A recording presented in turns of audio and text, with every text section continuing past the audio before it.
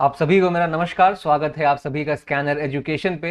आज के इस वीडियो में हम एक और एडिटोरियल आर्टिकल लेके आए हैं अपने आरसी पैसेज के तरीके से इसको डिस्कस करने के लिए।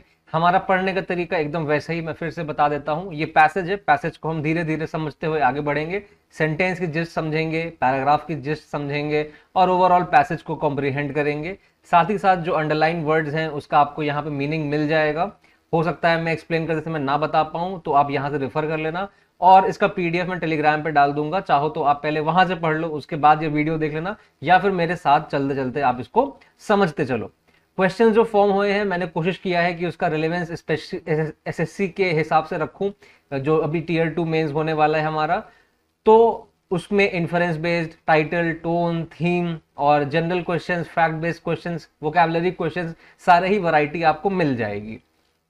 पढ़ते समय जो ध्यान देने की चीज है वो सबसे ज्यादा जरूरी ये है कि जिस तरह से मैं चीजों को समझने की कोशिश कर रहा हूँ, जो सेंटेंस पढ़ रहा हूँ उसके बाद जो मैं हिंदी में बता रहा हूँ, उसमें जरूर कुछ ऐसी चीजें होंगी जो मैं इग्नोर कर रहा हूँ, कुछ चीजें मैं बता रहा हूँ। तो उसको आप थोड़ा सा समझने की कोशिश करना, थोड़ा सा आप पकड़ने की कोशिश करना। तो चलो डिस्कशन को शुरू करते हैं। An even chance on the US Open, the Hindu का आर्टिकल है ये। एक इवन चांस यानी एक इक्वल चांस के बारे में बात हो रही है, और यूएस ओपन एक टूर्नामेंट होता है उसके बारे में बात हो रही है, जैसे कि आप जानते हैं टेनिस के लिए होता है। Alcaraz will have a tough time defending his US Open title. कह रहा है कि अल्कराज को एक प्लेयर होगा है, यानी कि उसको दिक्कत होने वाली है कि वो डिफेंड कर पाए, प्रोटेक्ट कर पाए अपने टाइटल को, यानी कि जो मौजूदा विजेता है वो कौन हुआ? अल्कराज हुआ। किसका? यूएस ओपन का। और ये अपना टाइटल प्रोटेक्ट करने की कोशिश करेगा कि किसी और के पास ना चला जाए। The last men's single player to defend the US Open title was Roger Federer in 2008।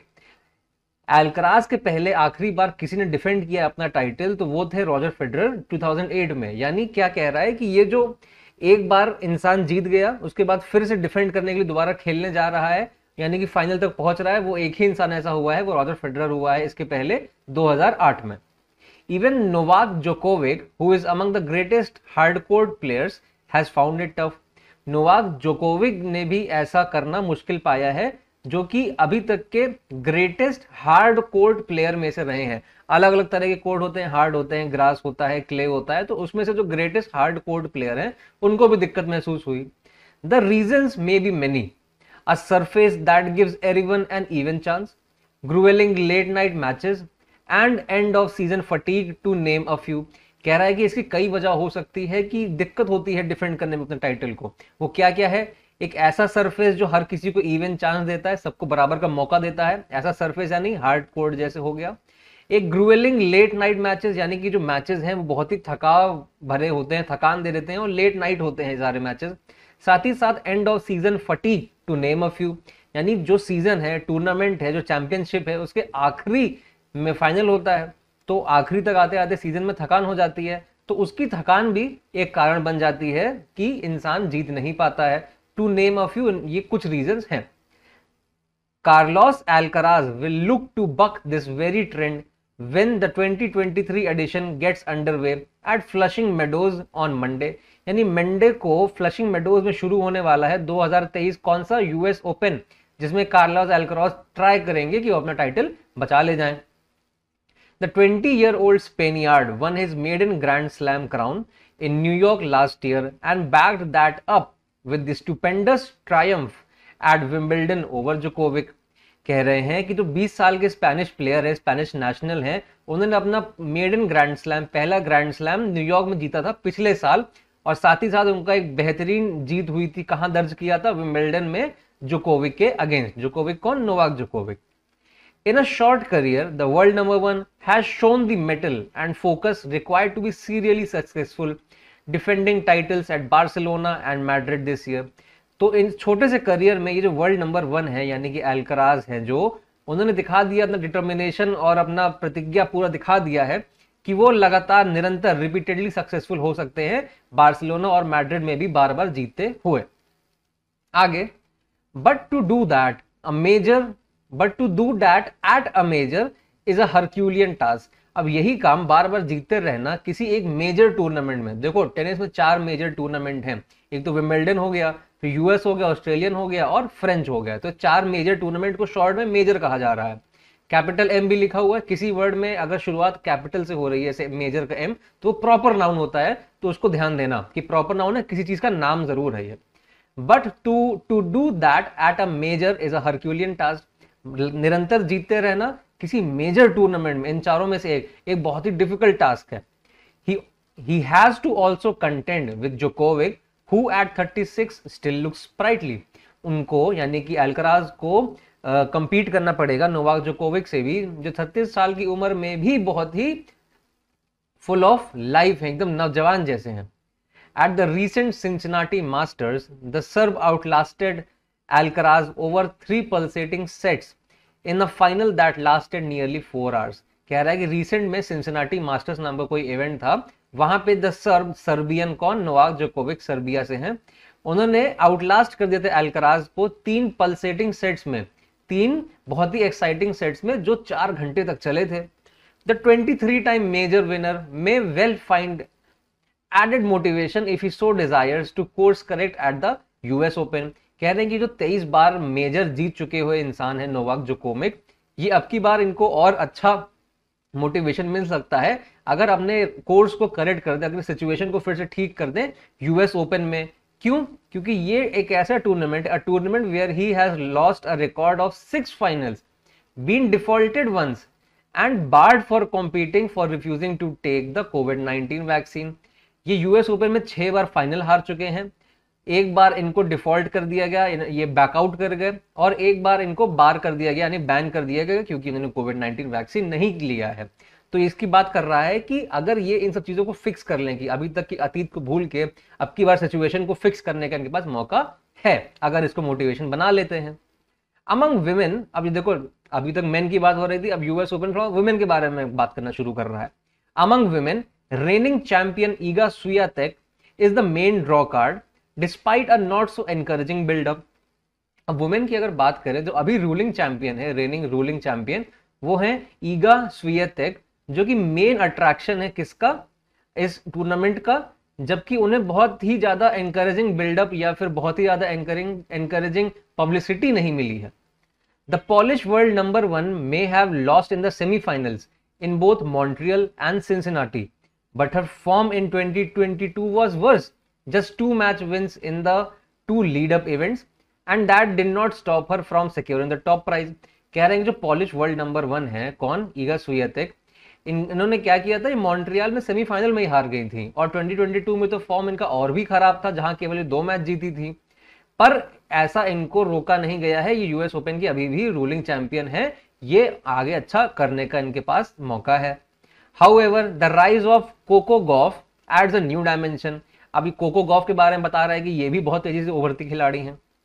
The 19-year-old American has won 11 of her 12 single matches since Wimbledon and claimed 2 of her biggest trophies, Washington WTA 500 and Cincinnati WTA 1000।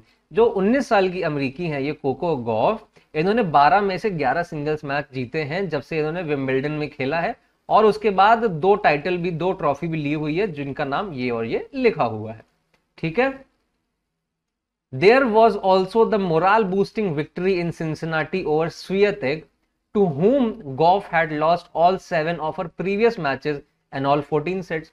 साथ ही साथ जो Coco Gauff हैं इनका moral boost हुआ, confidence बढ़ा कब, जब इन्होंने सिंसिनाटी में करंट रूलिंग चैंपियन स्वियाटेक को हरा दिया, जिससे गॉफ कितनी बार हार चुकी थी, 7 बार हार चुकी थी प्रीवियस मैचेस में, जिसमें सारे के सारे 14 सेट हार गई थी। The women's roster is further embellished by the presence of Aryna Sabalenka, winner of the 2023 Australian Open and a semifinalist at French Open and Wimbledon, Elena Rybakina, Wimbledon champion in 2022 and runner-up in Melbourne, and Marketa Vondrousova, titleist at Wimbledon, and Ons Jabbar at the 3-time major finalist। कह रहा है जो women's roster है, जो women की list है, schedule है जिसमें जो जो खेल रहे हैं, वो एम्बेलिश्ड हो गई, वो और डेकोरेटेड है, और बड़े बड़े खिलाड़ियों के नाम से। वो कौन कौन है? आरियाना सबलेंका है, उसके बाद एलिना रिबिंका है, रिबकीना है, मार्किटा वोंड्रोसोवा है, और साथ ही साथ ओन्स जबार भी हैं। तो ये 4 लोग का नाम बताया गया, इनके बारे में बताया गया कि ये कहां कहां से खेल के क्या क्या जीत के आई हैं। Jessica Pegula, the world number 3 from the United States, is in the mix too. अब इसमें इन्हीं 4 खिलाड़ियों के बाद 5वां नाम भी बता दिया। Following the high in Montreal, यानी मॉन्ट्रियल में काफी अच्छा परफॉर्म किया था।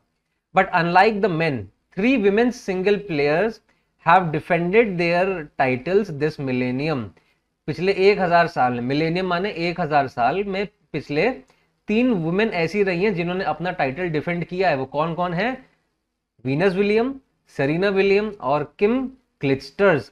अ fourth is well within the real of possibility, यानी कि चौथा इंसान भी अब की बार निकल के आ सकता है, क्योंकि अब की बार अच्छे लोग खेल रहे हैं। तो बेसिकली हमने यूएस ओपन के बारे में बात करी है और देखा है कि क्या क्या हमारा रहा है सिस्टम इन द सेंस की मेंस के बारे में मेन के बारे में बात करिए, विमेन के बारे में बात करिए, और क्या हमारा आउटकम हो सकता है टाइटल को जीतने के बारे में। तो चलो हम लोग बात कर लेते हैं टोन की। अब क्वेश्चन को पढ़ना, what is the tone of the passage towards Carlos Alcaraz's chances of defending his US Open title. अब ये सिर्फ tone of the passage, overall passage नहीं पूछ लिया है, थोड़ा सा और ध्यान से पढ़ना कि कार्लोस अल्कराज़ क्या डिफेंड कर पाएंगे यूएस ओपन टाइटल को, इसके बारे में पैसेज में किस तरह से बताया गया है। ये थोड़ा सा डिफरेंट हो गया है, इसको भी पढ़ लो, क्योंकि इस तरह के क्वेश्चंस आ सकते हैं। आप देखोगे टोन ऑफ द पैसेज सीधा मार्क करने चले जाओगे, बट नहीं, ऐसा जरूरी नहीं है, थोड़ा सा आपको यहाँ पे और देखना पड़ सकता है। सपोर्टिव है, ऑप्टिमिस्टिक है। अच्छा अभी ऐसे देखो, पॉजिटिव है, नेगेटिव है, न्यूट्रल है। क्या कार्लोस अल्कराज़ जीत सकते हैं? ऐसा बोला गया है जीत सकते हैं? नहीं, ये नहीं कहा गया है। चांसेस कम है जीतने के, क्यों? क्योंकि मेन के लिए बहुत डिफिकल्ट रहा है। हाँ, नेगेटिव जरूर है, न्यूट्रल भी नहीं था। तो देखते हैं ऑप्शन, सपोर्टिव एंड ऑप्टिमिस्टिक, यानी नहीं, पॉजिटिव तो नहीं है कि हम वो जीत जाएंगे। इनडिफरेंट एंड न्यूट्रल, बिल्कुल भी फर्क नहीं पड़ रहा है कि जीत रहे हैं नहीं जीत रहे हैं, ऐसा भी नहीं है। क्रिटिकल एंड पेसिमिस्टिक, हाँ ये क्रिटिकल है कि हाँ देखो जीत सकते हैं नहीं जीत सकते हैं, ये सब डिपेंड करता है बहुत सारी चीजों पे। क्यों? क्योंकि ये जो कोर्ट है ये एक इवन चांस देता है। तो हाँ, क्रिटिकल जरूर है कि ये डिफेंड कर पाएंगे। एंथ्यूजियास्टिक, कॉन्फिडेंट, तो वही एक ही कोरोलरी हो गया, तो ये भी नहीं होगा। ठीक है, next, which theme is most prominently discussed in the passage. Theme के बारे में बात कर रही है, इस थीम के बारे में सबसे ज्यादा प्रोमिनेंट क्या रहा है पूरे पैसेज में, सबसे ज्यादा एविडेंट क्या रहा है? History of the US open tournament. क्या इतिहास के बारे में बात हो रही है इसके? नहीं। Rising stars in men's and women's tennis, rising star के बारे में बात नहीं हो रही है। Challenges of defending a US Open title, हाँ ये हो सकता है, ये एक थीम है कि हमारे पास चैलेंजेस हैं कि डिफेंड कर रहे हैं, चैलेंजेस हैं डिफेंड करने के लिए टाइटल को। हाँ बिल्कुल, चैलेंजेस के बारे में बात हो रही है, क्योंकि जो अदर प्लेयर्स है सबको इवन चांस मिल रहा है। Dominance of Novak Djokovic in recent years, इसके बारे में तो बिल्कुल भी नहीं बोला है। ठीक है, based on the passage which of the following factors makes defending a US Open title challenging for men single player. अब इसमें से कौन कौन से फैक्टर्स हैं जो चैलेंजिंग बना देते हैं यूएस ओपन को? ठीक है, surface that gives everyone an even chance, तो इवन चांस दे रहा है ऐसा सरफेस है बिल्कुल। ग्रूवलिंग लेट नाइट मैचेस, बहुत ही टायरिंग लेट नाइट मैच होते हैं, ये भी एक फैक्टर है। प्रीवियस मैच परफॉर्मेंस, इसके पहले उन्होंने कैसे परफॉर्म किया है, क्या ये डिपेंड करता है? नहीं, इसके बारे में नहीं बताया है, पहला पैराग्राफ पढ़ोगे वहीं लिखा है। एंड ऑफ सीजन फटीग, हाँ इसके बारे में भी बोला है, यानी 1, 2 एंड 4 ऑप्शन है। A 1, 2, 3 नहीं, B 1, 4 नहीं, C 2, 4 नहीं, 1, 2 एंड 4, D हमारा सही हो जाता है। Done. Next, what can be inferred from the passage about Novak Djokovic's history at US Open. तो नोवाक जोकोविक के हिस्ट्री के बारे में पैसेज से क्या इन्फर कर सकते हैं हम लोग? उसने बहुत सारे यूएस ओपन जीते हैं, जीते होंगे जीते नहीं होंगे, लेकिन वहां बात तो मेजर के बारे में करी थी कि वो 23 बार टोटल मेजर जीत चुके हैं, तो सिर्फ यूएस ओपन की बात नहीं करी है। He has never played in the US Open, ये तो बिल्कुल भी नहीं कहा है। He has faced difficulties and controversies at the US Open, हाँ डिफिकल्टी और कंट्रोवर्सी हुई है, उन्होंने 6 बार तो हारा ही है, तो वो डिफिकल्टी हो गई। एक बार डिफॉल्ट हो गए, वो दिक्कत हो गई। एक बार बैन हो गए तो कंट्रोवर्सी हो गई, ये जरूर बात कर रहा है। He has always been the favorite to win the US Open, इसके बारे में कुछ भी नहीं है, थोड़ा अब्रप्ट सा ऑप्शन हो गया ये। Next, what is the meaning of the word Herculean as used in the passage? हरक्यूलीज का नाम सुना है? हरक्यूलीज, हरक्यूलीज जो है वो एक ग्रीक गॉड था, तो उसके पास बहुत ताकत हुआ करती थी। तो अगर वो कोई हरक्यूलीज है तो बहुत ताकत है उसके पास। अब कोई चीज अगर हरक्यूलियन है तो यानी कि उसमें बहुत सारी बहुत डिफिकल्ट चीज है वो, तो उसको हरक्यूलियन बोलते हैं। तो एक्सट्रीमली डिफिकल्ट और डिमांडिंग, हाँ ये हो जाएगा। फिजिकली स्ट्रांग एंड मस्कुलर, तो वो तो हरकुलिस हो गया, तो यहाँ तो एडजेक्टिव की बात हो रही है। Filled with hope and optimism, नहीं। इन्वॉल्विंग मैजिक और सुपर नेचुरल एबिलिटी, ये भी नहीं है, सीधा सीधा डिफिकल्ट चीज को हम हरक्यूलियन चीज बोलते हैं। What does the idiom serially successful mean in the passage?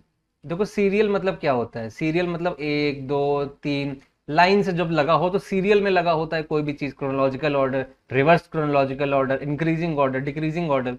तो सीरियल मतलब लाइन से होता है। अब सीरियली सक्सेसफुल यानी लाइन से जीतते जा रहे हो, रिपीटेडली विनिंग, ठीक है। बीइंग सक्सेसफुल ओनली वंस, एक के बारे में बात तो हो ही नहीं रही है, तो सीरियल तो आएगा नहीं। Achieving success consistently over time, निरंतर आप बार बार जीतते जा रहे हो, तो ये हो सकता है। अचीविंग सक्सेस इन सीक्रेट, चुपके से जीत रहे हो, ये भी नहीं है। रिपीटिंग फेलियर, तो ये तो बिल्कुल भी नहीं है, तो अपना बी ऑप्शन सही हो जाता है। Next, what does the passage with in the realm of possibility suggest in the passage? With in मतलब किसी चीज के अंदर, पॉसिबिलिटी माने प्रोबेबिलिटी, यानी कि क्या ये हो सकता है कि नहीं हो सकता है।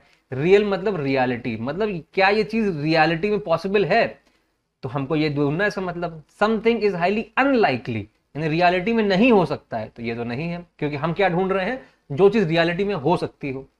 समथिंग इज कंप्लीटली इम्पॉसिबल, ये भी बात नहीं हो रही है, क्यों, इम्पॉसिबल की बात ही नहीं कर रहे हैं।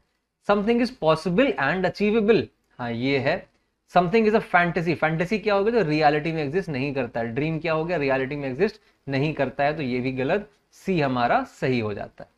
Next question, what does the passage suggest about the history of women's singles players defending their US Open titles? अच्छा, पूछ रहा है कि पैसेज में हम क्या इन्फर कर सकते हैं, जो वुमेन सिंगल्स हैं जो हो रहा है, उनके वो जो प्लेयर्स हैं वो यूएस ओपन टाइटल डिफेंड कर पाते हैं कि नहीं कर पाते हैं, इनके बारे में क्या कह रहा है। ये बहुत ही कॉमन अकरेंस है रिसेंट ईयर में देखा जाए तो, ना बिल्कुल भी नहीं कहा। It has never happened in this millennium, पिछले 1000 सालों में ऐसा हुआ ही नहीं है, ये तो बिल्कुल ही नहीं बोला है। It has happened very frequently compare to men's category, men's category में तो बताया नहीं हुआ है अभी तक, और वेरी फ्रीक्वेंटली मतलब बहुत ज्यादा बार हो रहा है, ऐसा भी नहीं है। It is a rare but achievable, rare है पर अचीव हुआ भी है। Having happened a few times, कुछ बार हुआ है। कितनी बार हुआ है, 3 बार हुआ है। Next, according to the passage how many women singles players have successfully defended their US Open titles in the millennium? पिछले 1000 साल में कितनी वुमेन सिंगल प्लेयर हैं जिन्होंने अपना टाइटल डिफेंड किया है? None, 1 2 3, clear. दो विलियम्स हैं और तीसरी जिनका नाम के से था। What could be a suitable title for this article based on its content? तो टाइटल को कैसे ढूंढना है, हर ऑप्शन के पास जाओ, देखो समझो क्या इसके बारे में पैसेज में बात हो रही थी। अगर हो रही है तो उसको होल्ड पर रख लो, नहीं हो रही तो तुरंत काट दो, फिर जो ऑप्शन बच रहे हैं उसमें से बेटर ऑप्शन चूज कर लो। The rise of young tennis stars at the US Open, अब यहाँ पे यंग टेनिस स्टार्स के राइज के बारे में अलग से एम्फोसाइज नहीं किया गया है। हालांकि जो नए प्लेयर आए हैं सारे यंग ही होते हैं, 19-20 साल के, बट इसको एम्फोसाइज नहीं किया गया है, तो ये टाइटल नहीं हो सकता है। The unpredictable nature of US open tournament, की एकदम ही अनप्रिडिक्टेबल है, वो तो हर टूर्नामेंट होता है, अनप्रिडिक्टेबल है, नहीं पता आखिरी में क्या होता है, और इसके बारे में बात भी नहीं करी गई है। Carlos Alcaraz's quest to defend his US Open crown, क्या इसके बारे में ये बोल सकते हैं कि कार्लोस अल्कराज की जो क्वेस्ट है वो डिफेंड कर सकते हैं? हाँ, इसके बारे में कह सकते हैं, क्योंकि पहले 2-3 पैराग्राफ यही बोल रहे थे। Djokovic's enduring legacy at the US Open, इसके बारे में कुछ बात नहीं करी है, तो ये क्लोजेस्ट आंसर हो जाता है। देखो मैं क्लोजेस्ट आंसर की बात कर रहा हूँ, इस ऑप्शन को ऐसे ही बनाया है मैंने इसलिए कि एग्जाम में अक्सर ऐसा होता है, अगर पूरे पैसेज की बात करें, ठीक है, तो उसमें मेंस की टाइटल की बात हुई है, वहां वुमेन्स की टाइटल की बात भी हुई है, बट यहाँ टाइटल में वो ऑप्शन नहीं आया है, तो आप क्या करोगे? तो ये तो एलिमिनेशन से ये तो ये और ये तो एग्जिस्ट करेगा ही नहीं, आपका एग्जिस्ट तो केवल यही करेगा। तो एग्जाम में आप क्लोजेस्ट ऑप्शन जो रेलिवेंट है वो मार्क करके आ जाओगे, अगर आपको 100% कोई नहीं मिल रहा है तो। ये लेसन एग्जाम के लिए जरूर याद रखना, भूल मत जाना, ठीक है, याद रखना। तो आज की वीडियो में केवल इतना ही, उम्मीद करता हूँ आपको वीडियो अच्छा लगा होगा। बहुत मेहनत गई है इसको बनाने के लिए, और अगर अच्छी लगी हो, पैसेज समझ में आया हो, तो कमेंट में मुझे लिख के जरूर बता देना। Make sure to like the video and subscribe the channel. मिलता हूँ आपसे नेक्स्ट वीडियो में। जय हिंद।